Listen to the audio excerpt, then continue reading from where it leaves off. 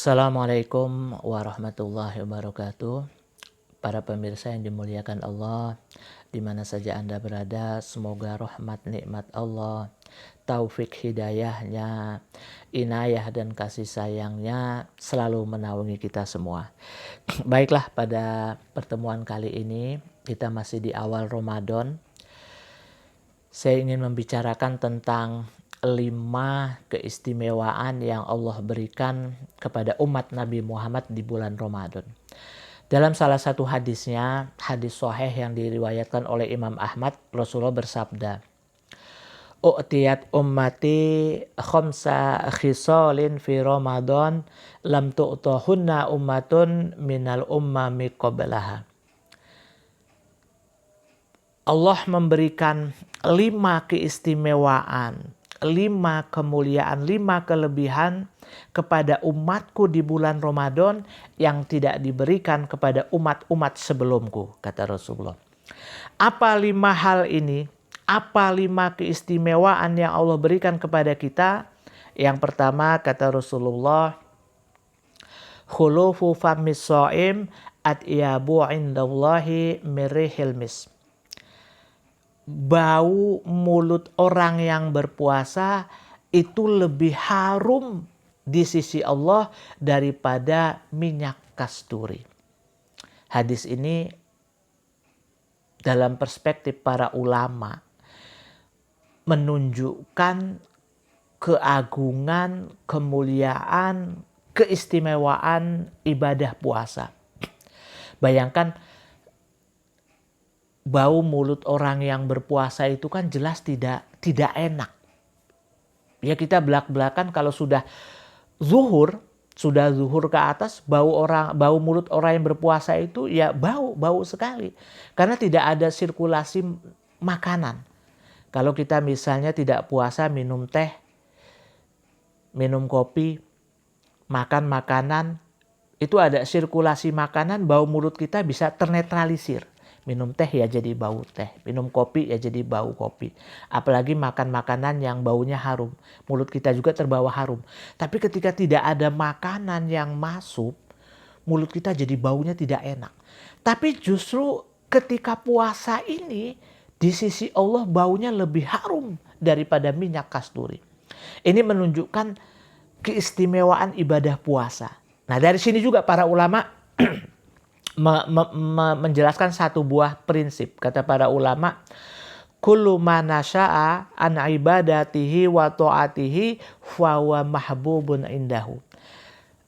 Segala hal yang muncul, yang keluar, yang timbul dari pengabdian kepada Allah, ibadah kepada Allah dan taat kepada Allah, fa huwa mahbubun indahu. Maka kegiatan ibadah itu, pengabdian itu, ketaatan itu menjadi dicintai oleh Allah. Jadi misalnya kedua tangan kita yang kita gunakan untuk kebaikan, kedua tangan ini dicintai oleh Allah. Kedua kaki kita, tubuh kita misalnya yang kita gunakan untuk kebaikan, tubuh kita ini menjadi indah dan dicintai oleh Allah. Tubuh kita, wajah kita yang kita gunakan untuk ruku, sujud, ibadah kepada Allah, maka wajah kita ini menjadi wajah yang bercahaya di sisi Allah. Begitu juga dengan orang-orang yang melakukan amal-amal sosial kemanusiaan. Katakanlah tukang sapu jalanan, tukang bersih jalanan, tukang sampah yang ngambil sampah setiap hari, setiap pagi di jalan-jalan, di pasar, di tempat-tempat umum. Itu pekerjaan yang mungkin terlihat dalam kebanyakan kita pekerjaan yang buruk. Pekerjaan yang sepele, pekerjaan yang mungkin bagi kita bahkan menjijikkan. Tapi ketika mereka melakukannya lillahi ta'ala, maka tubuh mereka, wajah mereka, seluruh aktivitas, atribut yang mereka gunakan untuk melakukan kebaikan ini, mungut sampah ini, di mata Allah, fahuwa mahbubun indallah. Mereka orang-orang yang dicintai oleh Allah. Pekerjaan mereka pekerjaan yang dicintai oleh Allah, indah di mata Allah. Walaupun boleh jadi di hadapan kebanyakan kita itu pekerjaan yang tidak menarik. Itu pengabdian yang tidak indah. Nah, ini dari hadis ini maknanya jadi luas. Jadi ketika kita melakukan satu ibadah, satu pengabdian, satu ketaatan, walaupun mungkin ketaatan itu terlihat buruk atau menjijikkan, di mata Allah kegiatan itu, pengabdian ini, ketaatan ini menjadi indah dan mulia di sisi Allah. Nah, kita kembali kepada puasa tadi. Jadi bau mulut kita, orang-orang yang berpuasa, walaupun baunya tidak enak, bahkan busuk mungkin, tapi di sisi Allah, atyabu mirrihil mis, lebih harum daripada harumnya minyak kasturi. Ini menunjukkan bahwa ibadah puasa itu ibadah yang sangat istimewa di hadapan Allah. Ini yang pertama. Yang kedua, kata Rasulullah selanjutnya, wa tastaghfiru lahumul malaikah hatta yuftiru. Para malaikat ini beristighfar, memohonkan ampun dosa-dosa kita sampai kita berbuka puasa. Bayangkan, kita tahu malaikat itu ibadun mukramun indallah, hamba yang mulia di sisi Allah. Mereka ini kita tahu makhluk-makhluk yang malaikat itu makhluk yang sakral, suci, punya tugas-tugas khusus. Ada yang tugasnya hanya ruku, sujud, menyembah Allah. Ada yang tugasnya hanya membaca tasbih, tahmid, tahlil, takbir misalnya. Lalu di bulan Ramadan ini oleh Allah mereka diperintahkan untuk beristighfar, memohonkan ampun orang-orang yang beribadah puasa.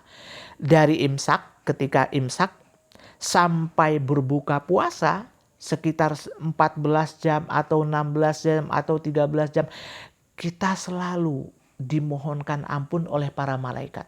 Jadi dosa-dosa kita itu sejak imsak sampai buka puasa berguguran. Karena malaikat ini hamba yang mulia di hadapan Allah, lalu diperintahkan Allah untuk beristighfar atas dosa-dosa kita ketika kita berpuasa. Dari imsak sampai berbuka puasa. Alangkah mulianya orang-orang yang berpuasa. Ini menunjukkan juga sebetulnya betapa mulianya ibadah puasa itu. Jadi yang kedua ini, para malaikat ini beristighfar, memohonkan ampun atas dosa-dosa kita.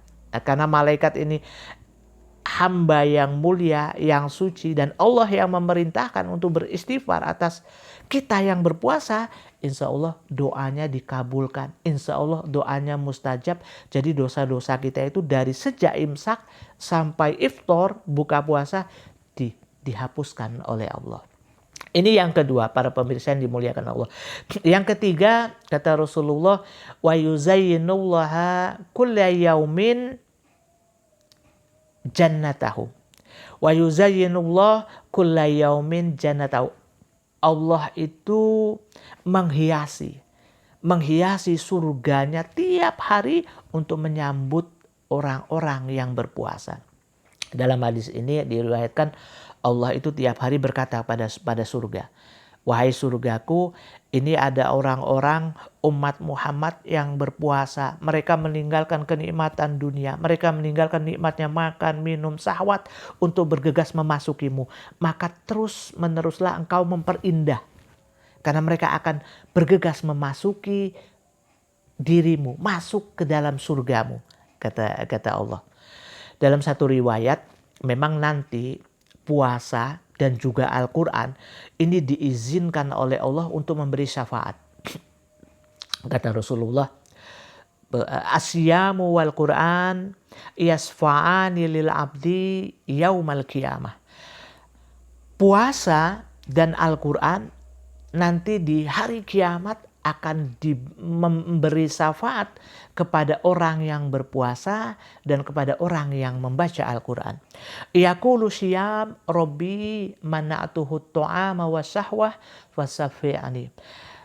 Nanti kata Rasulullah, puasa ini datang menghadap kepada Allah. Lalu berkata, memohon kepada Allah, Rabbi mana'atuhu ta'ama wa syahwah fasafi'ani fih.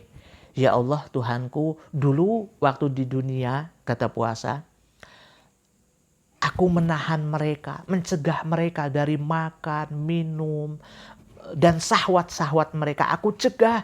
Fasafi'ani fih. Karena itu sekarang izinkan aku memberi syafaat kepada mereka. Izinkan aku menolong mereka. Lalu Al-Quran juga datang. Yaqulul Quran, Rabbi mana'atuhu nauma bilail fasafi'ani fih. Ya Allah Tuhanku, Al-Quran menghadap kepada Allah, memohon. Dulu waktu di dunia mereka sering begadang karena membaca ayat-ayatku ini. Fasafi'ani fih, maka izinkanlah aku memberi syafaat kepada mereka. Izinkanlah aku untuk menolong mereka. Fayasfa'ani, kata Rasulullah. Lalu Allah mengizinkan keduanya, puasa dan Al-Quran, memberi syafaat kepada orang-orang yang berpuasa, memberi syafaat kepada orang-orang yang rajin membaca Al-Quran. Para pemirsa yang dimuliakan Allah, ini yang ketiga. Yang keempat, kata Rasulullah, wa tusaffadu fihi marodatus sayatin. Pada bulan Ramadan, setan-setan dibelenggu. Nah, kita sudah membahas tentang makna-makna setan-setan yang dibelenggu ini. Yakni setan yang dibelenggu, kata Imam Qurtubi dalam syarah Fathul Bari, Imam Ibnu Hajar mengutip pandangan Imam Qurtubi. Yakni makna setan yang dibelenggu ini bisa makna hakikah, makna tekstual, makna aslinya, ataupun makna majas. Makna asli artinya setan dibelenggu, tapi memang tidak seluruh setan yang dibelenggu. Karena itu masih ada kemaksiatan, masih ada keburukan, masih ada kedurhakaan. Karena tidak semua setan yang dibelenggu. Lalu setan-setan yang dibelenggu ini juga, kenapa kemaksiatan masih ada? Karena dalam diri kita ini sudah sering terjadi melakukan keburukan, kemaksiatan, sehingga kebiasaan keburukan ini tidak bisa dengan Ramadan tiba-tiba hilang secara total. Dan juga godaan keburukan itu hadir ketika Ramadan juga masih hadir, masih ada, sehingga kemaksiatan masih ada. Nah, makna setan terbelenggu ini secara majas, kata Imam Qurtubi juga, artinya ketika Ramadan ini kita puasa, setan itu kan menunggangi, mengendarai hawa nafsu kita, syahwat kita. Lalu ketika puasa, syahwat kita, hawa nafsu kita lemah. Nah, ketika syahwat kita lemah, hawa nafsu kita lemah, setan juga lemah. Karena itu, kekuatan setan ini dengan puasa ini terbelenggu. Ini keistimewaan bulan Ramadan. Ini keistimewaan puasa yang Allah berikan kepada kita. Sehingga ketika terbelenggu, setan tidak bisa mengendalikan nafsu kita. Setan tidak bisa mengendalikan syahwat kita. Tapi hawa nafsu kita, setan dikendalikan oleh diri kita. Sehingga kekuatan setan terbelenggu dengan puasa yang kita jalani. Ini yang keempat, keistimewaan yang Allah berikan kepada kita di bulan Ramadan. Para pemirsa yang dimuliakan Allah. Yang terakhir, keistimewaan kelima, yaitu kata Rasulullah, wa yughfaru lahum fi akhiril lailah. Diampuni dosa-dosa orang yang berpuasa di akhir malam Ramadan. Katakanlah malam ke-29 atau ke-30 ketika kita terakhir berpuasa.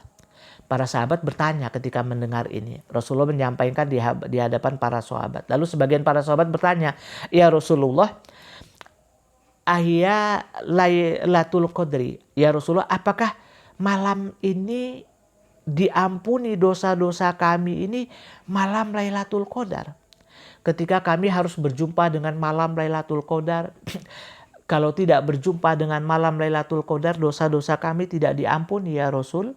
Rasulullah tersenyum, lalu beliau menjawab, la walakin al-amil innama yuwaffa ajruhu idza qada amalah. Tidak, kata Rasulullah. Orang yang bekerja itu ketika telah selesai pekerjaannya dibayar langsung upahnya. Artinya apa? Artinya orang yang berpuasa ketika selesai di akhir Ramadan oleh Allah langsung diganjar pahalanya. Puncak ganjarannya itu yakni maghfirah Allah, ampunan Allah yang diberikan kepada kita orang-orang yang berpuasa. Para pemirsa yang dimuliakan Allah, menurut para ulama, ampunan Allah, maghfirah Allah itu sesuatu yang sangat istimewa sekali yang diberikan kepada kita. Kenapa? Karena kita ini hamba Allah yang tentu banyak dosanya, banyak salahnya, banyak kekhilafannya, banyak kekurangannya. Ketika kita melakukan maksiat, kedurhakaan, dosa, Allah itu murka dengan kita. Ketika Allah mengampuni dosa-dosa kita, kita terbebas dari murka Allah. Lalu Allah ridho kepada kita dengan ampunan Allah kepada kita, dengan maghfirah Allah kepada kita. Ketika Allah ridho, kita dibebaskan dari siksa api neraka. Ketika Allah ridho, kita akan dimasukkan ke dalam surganya. Makanya kata para ulama, ketika kita mendapatkan maghfirah Allah, ampunan Allah, kita mendapatkan segalanya.